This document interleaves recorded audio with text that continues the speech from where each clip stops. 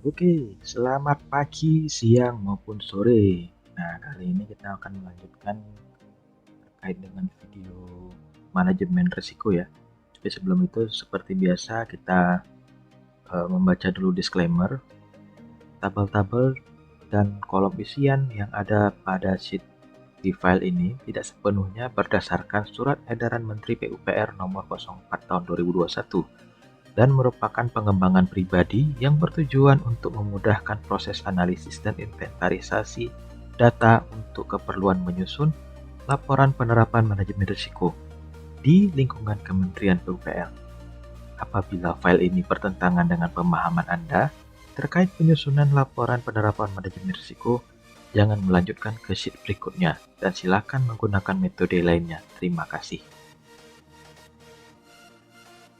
Oke, karena kita akan melanjutkan ini episode kelima ya. Episode kelima itu kita akan membahas tentang analisis risiko terkait dengan pengendalian. Di sini ada rencana inovasi pengendalian ya. Nah, kalau kita melihat dari kolom yang pertama ini kolom A, B, C, D, E, F. Nah, ini sama dengan isian di tabel sebelumnya ya. Tabel sebelumnya ini kita pindahkan terkait dengan ini waktu menghitung nilai ya, nilai besaran. Kita pindahkan saja, namun ini saya sengaja agak memisahkan ya antara identifikasi risiko yang pertama dan yang kedua supaya kita dapat mempelajari pilihan-pilihan untuk inovasi pengendalian yang ada.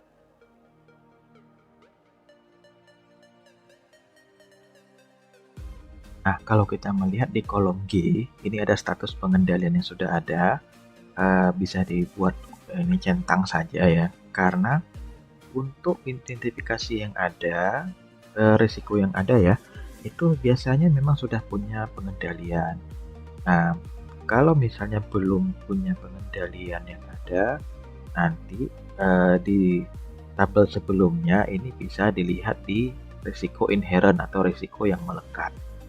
Nah, kembali ke pengendalian yang sudah ada, di sini ada kalau untuk ini ya, nomor 1 identifikasi risiko pekerjaan melewati tahun anggaran, ini bisa kita melihat pengendalian yang sudah ada ini bisa kita isikan mulai dari undang-undang ya. Ini sesuai dengan hierarki. Misalnya ini hanya permisalan ya. Undang-Undang Nomor 2 tentang jasa konstruksi ini tahun 2017. Terus ada PP Nomor 22. Nah, ini ada perubahannya ya, yang terbaru. Terus ada Perpres 16 yang juga ada perubahannya, itu Perpres Nomor 12 tahun 2021. Terus ada Permenq tentang anggaran. Nah, ini saya juga belum update lagi yang baru karena Permenq ini bergerak dinamis ya, hampir setiap tahun keluar terkait dengan anggaran. Terus ada Perlem LKPP tahun 2021. Terus ada nanti SOP atau Juklak atau Juknis di Kementerian PUPR. Nah, ini terserah nanti mau diisi SOP terkait dengan pekerjaan melewati tahun anggaran. Nah, terkait nomor 7 ini ada dokumen kontrak. Nah, ini kan juga sebagai pengendalian karena disebutkan di dalam kontrak itu ada SSUK dan SSKK. Bagaimana tata caranya untuk pekerjaan yang tidak selesai. Mungkin. Nah, untuk yang identifikasi yang kedua, ini untuk pengaduan masyarakat, kita bisa melihat di sini pengendalian yang sudah ada. Dari UU-nya ini kita mempunyai Undang-Undang Nomor 14 Tahun 2008 tentang Keterbukaan Informasi Publik. Terus di PUPR sendiri ada Permen 323. Untuk di websitenya ada aplikasi Span Lapor. Terus untuk mengontrol terkait dengan mutu kualitas itu sebenarnya ada di spesifikasi umum ya. Dan ada SOP monitoring dan evaluasi juga terkait dengan bagaimana kita pengawasan di mutu dan kualitas pekerjaan. Nah,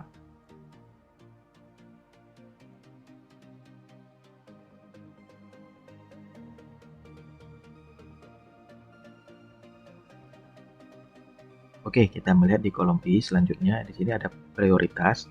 Kebetulan ini di kolom F itu besar risikonya cuma 2, jadi nilai yang terbesar itu menjadi prioritas 1, yang kecil menjadi prioritas 2. Tapi kalau nanti ada banyak dan ada kebetulan nilai yang sama, bisa dilihat bagaimana menentukan prioritasnya di SD Menteri 04 tahun 2021. Selanjutnya di kolom J, ini ada respon risiko. Nah, respon risiko itu sebenarnya ada 5 ya. Ada 5, ada yang mengurangi kemungkinan, ada yang mengurangi dampak, terus ada yang menghindari risiko, ada yang membagi risiko, dan ada yang menerima risiko. Nah, kebetulan di sini kita mencoba 2 saja, yaitu mengurangi kemungkinan dan gabungannya nanti di sini mengurangi kemungkinan dan dampak. Nah, nanti mengapa demikian, mengapa digabung nanti kita akan jelaskan. Nah, kita masuk ke dalam inovasi pengendalian. Nah, kalau kita melihat di inovasi pengendalian, yang namanya inovasi pengendalian sebenarnya itu adalah hal baru ya. Nah, makanya di sini saya sengaja memberikan warna kuning dan biru ya, agar membedakan. Ini persepsi saya ya, mungkin bisa salah dan bisa juga benar. Kalau kita melihat di sini ada memantau progres mingguan, mendorong penyedia jasa tetap on schedule, dan addendum kontrak, ini adalah kegiatan-kegiatan yang biasanya biasa dilaksanakan apabila terjadi keterlambatan pekerjaan yang dikhawatirkan nantinya pekerjaan melewati tahun anggaran. Nah, di sini ada macam-macam ya, mulai dari penanggung jawab sampai target waktunya sudah saya isi, tapi nanti kita akan bahas satu-satu. Nah, kalau misalnya kita melihat ini yang mungkin jarang dilaksanakan oleh pengguna jasa ya, karena biasanya ini dilakukan oleh penyedia jasa juga, yaitu menyusun dan membahas diagram jaringan kerja atau network diagram atau network planning. Nah, di sini juga kalau kita bahas satu-satu ya, nggak langsung loncat ke identifikasi yang kedua. Nah, apabila kita melihat penanggung jawab, nah karena ini kita melihat di tingkat satker ya, tingkat satker, dan pekerjaan ini merupakan biasanya tanggung jawab oleh PPK. Bisa saja PPK yang bertanggung jawab langsung terhadap pelaksanaan inovasi pengendalian. Kebetulan sama ya, yang pertama, kedua, dan ketiga, serta yang keempat, inovasinya sama penanggung jawabnya. Nah, target waktu ini boleh diisi bebas ya, setiap minggu, setiap akhir bulan, triwulanan boleh, tapi nanti yang sudah pasti indikator keluarannya ini juga harus sesuai dengan target waktu. Nah, kalau kita bisa melihat di sini, indikator keluaran itu harus berkaitan dengan inovasi pengendaliannya. Kita membahas yang biru ya, kalau yang kuning mungkin ini lebih kepada kegiatan yang biasa dilakukan. Nah, apabila kita menyusun dan membahas diagram jaringan kerja, otomatis kita harus mempunyai indikator keluarannya itu laporan atau dokumen, pembahasan, dan pelaksanaan. Nah, karena setelah disusun dan dibahas juga harus dilaksanakan terkait dengan network planning. Nah, bisa juga apabila laporannya ini belum jadi, maka file Microsoft Project-nya bisa juga. Ini yang penting ada keterkaitan kalau network planning-nya ini menggunakan aplikasi Microsoft Project. Nah, mengenai sumber daya ini kita bisa mengenal ada 5M ya. Ada 5M, yang pertama man, ada money atau uang atau anggaran, ada metode, ada machine, ada material. Nah, di sini kalau untuk kita bisa melihat, mungkin boleh langsung diisi. Kalau man itu siapa yang bertanggung jawab atau yang terlibat langsung di dalam inovasi pengendaliannya, pelaksanaan inovasi pengendalian. Terus apakah di dalam pelaksanaan inovasi pengendalian ini menggunakan biaya? Nah, ini bisa disebutkan. Terus metodenya kalau ada, Kalau misalnya menggunakan peralatan atau mesin atau sejenisnya, ini bisa disebutkan di sini. Dan material juga.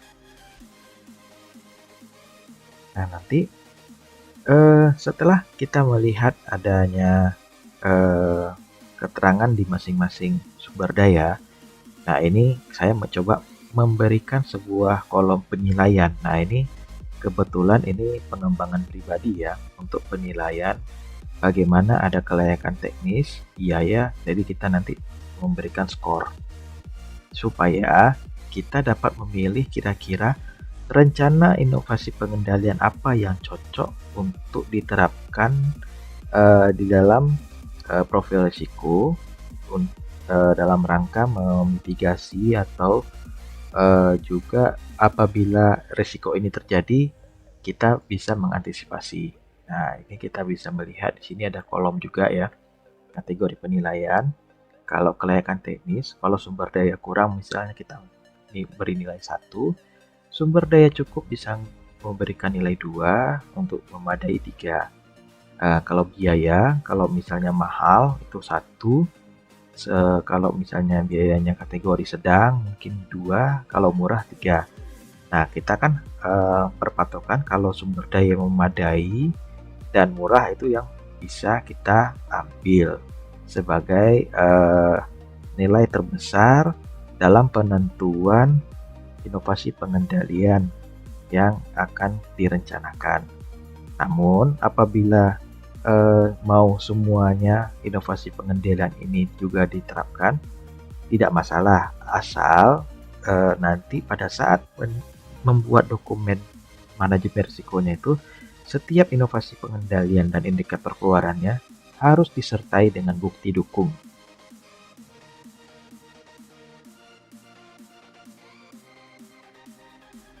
Nah, kembali ke inovasi pengendalian yang dengan network diagram ya.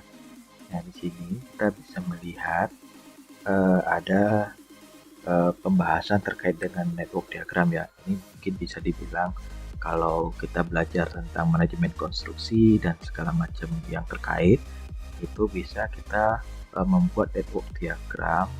Kita ada di jalur kritis dan segala macam supaya target realisasi pekerjaan itu sesuai dengan schedule.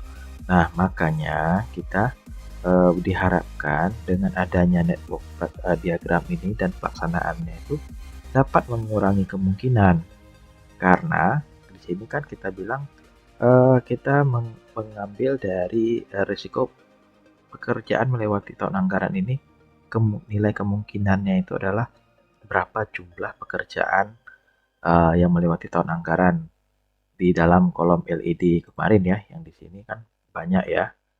Nah, terus makanya supaya mengurangi kemungkinan yang ada menggunakan network tadi, otomatis apabila mengurangi kemungkinan juga bisa mengurangi dampaknya gitu, karena dampaknya ini kita sepakati kemarin adalah dampak kinerja gitu.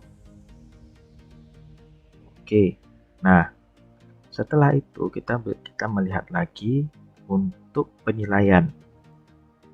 Kebetulan di sini nilainya skornya untuk yang pertama, yang kedua 5 dan ini juga 5. Namun karena ini kita anggap yang kuning ini adalah kegiatan yang biasa dilakukan, maka kita fokus di yang terakhir ini 5. Atau nanti kalau mau ada inovasi tambahan lagi di bawah, bisa kita tambahkan lagi dan kita skor ulang lagi. Nah, selanjutnya untuk yang identifikasi risiko yang kedua terkait dengan penggunaan masyarakat. Nah, kebetulan ini inovasi yang terpikirkan oleh saya ya. Bisa jadi salah, bisa jadi benar. Namun menurut saya, apabila kita menambah personil penilik jalan, nah ataupun balai yang belum mempunyai penilik dapat mengusulkan ya perekrutan penilik jalan, agar penilik jalan ini dapat melihat kondisi ruas jalan yang dia lewati, supaya apabila terjadi kerusakan jalan cepat dapat dilaporkan kepada PPK. Nah, kalau misalnya cepat dilaporkan ke PPK, otomatis kemungkinan besar ya, ini kemungkinan besar, pengaduan masyarakat terkait dengan dugaan mutu kualitas tidak sesuai spek ini bisa dihilangkan atau malah diminimalisir seminimal mungkin. Karena apa? Begitu sudah ada penilik jalan melapor kepada PPK atau manajer luasnya, nah bisa jadi langsung ada tindakan ya, ada tindak lanjut, baik itu melalui nanti ada kegiatan swaklola ataupun nanti ada digabung dalam kegiatan konservasi untuk long segment. Dengan harapan kemungkinan terjadinya pengaduan masyarakat ini menjadi kecil ya. Dan untuk kita melihat di sini kategori dampaknya reputasi ini adalah jumlah aduan ya, aduan yang terdokumentasi. Maka kalau dia semakin kecil pengaduan, maka semakin kecil juga dampaknya terkait dengan reputasi. Nah, tapi ada satu catatan lagi. Nah, apabila besaran risiko ini nilainya sudah hijau ya, ini kebetulan kita memakai selera risiko berdasarkan Surat Edaran Menteri PUPR nomor 04, yaitu kalau untuk risiko yang dapat diterima itu nilainya lebih kecil dari 10 atau 11. Sehingga apabila kita memilih respon risiko dan menerima saja risiko yang terjadi, ini dapat dibenarkan juga dengan tanpa adanya inovasi pengendalian sama sekali. Akan tetapi ini harus disetujui oleh pimpinan UPR. Nah, dari tabel-tabel yang ada di sini nantinya kita akan coba memasukkan ke dalam tabel yang ada sesuai dengan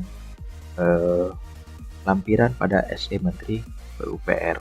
Mungkin itu akan dibahas di episode selanjutnya. Demikian dulu episode kali ini. Terima kasih telah menonton.